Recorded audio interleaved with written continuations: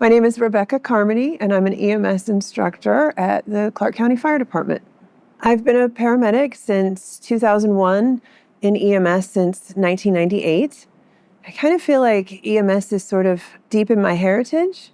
My grandfather was a fire chief in Southern California, and his son went on to become a battalion chief, and now we are on our 6th generation, I believe, of people in the fire service. So every generation of my family has committed at least one person's career path to the fire service. So I grew up around the fire departments. In fact, one of my earliest memories is at a fire station with my grandfather sitting in the engine. And so it sort of seemed like a natural pathway that I might look at that as a career path. And in, I think, 1998 or so, I took my first EMT class, and that one caught. And I thought, I think I like the medicine. I think I want to go the medical route.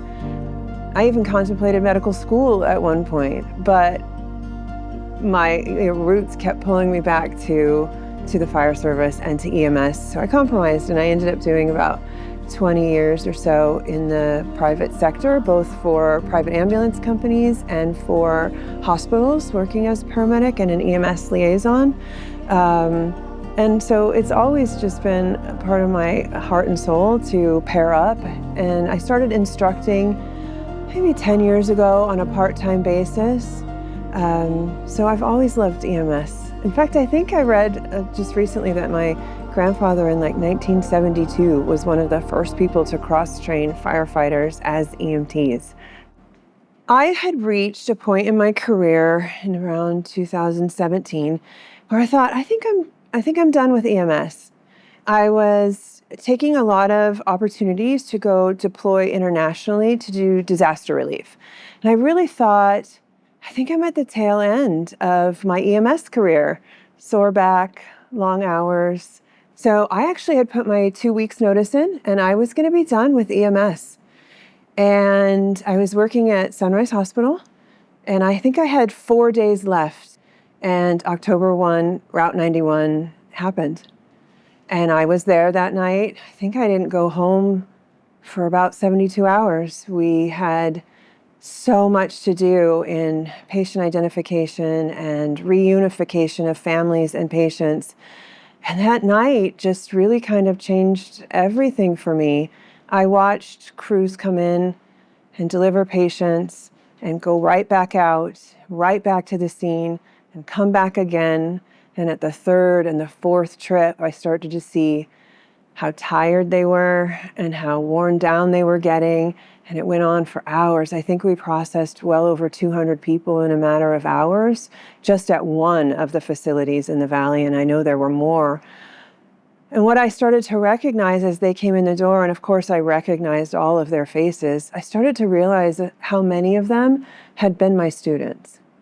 And I wondered along the way, I hope I did them a service. I hope that I taught them well.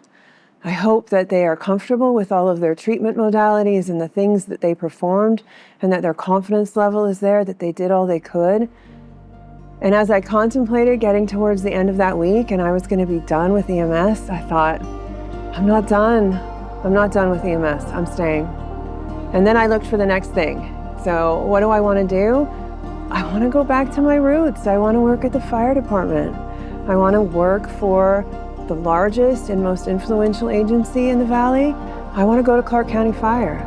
So I talked to several of my friends here and I said, if an opportunity opens, I want in. And literally days later, something opened. It was the quality assurance position at that time. And I said, I'm in. Tell me where to test, tell me where to put in my app. I'm in. And of course, I wanted to be an instructor, and that happened as well about a year later that another position opened. And I really feel like, I don't know, fate put me exactly where I'm supposed to be, because I think I have the absolute best job on the Clark County Fire Department. I can't imagine what I was thinking, that I was ready to leave it, because I'm not ready to leave it at all. I'm excited to still be here.